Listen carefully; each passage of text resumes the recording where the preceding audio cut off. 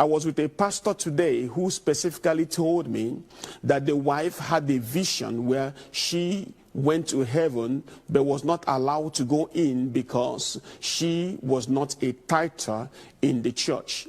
And not only that, God specifically spoke to my own wife and encouraged her to go on paying tithe.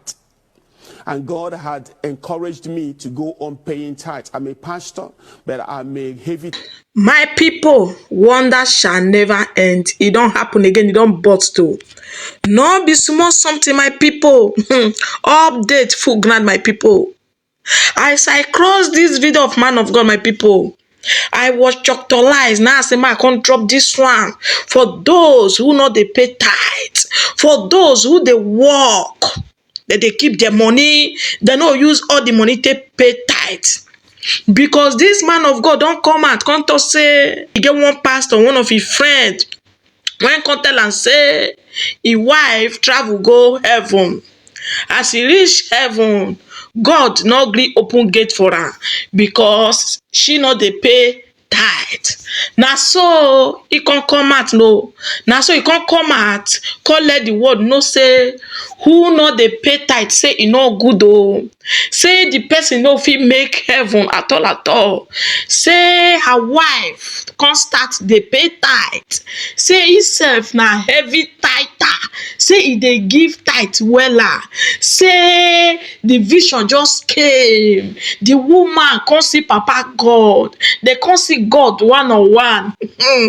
My country people, no be small thing for those of una wey no dey pay tithes.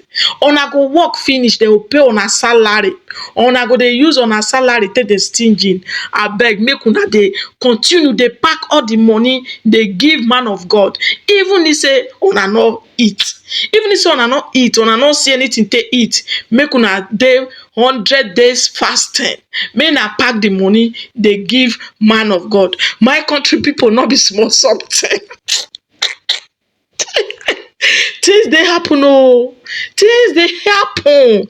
Honestly, my people, may you not come be say I too talk. I go leave on a morning for watch the full video and wetin una go help me do. I beg my people, make una dey help me dey share this video so that it go reach others' hands.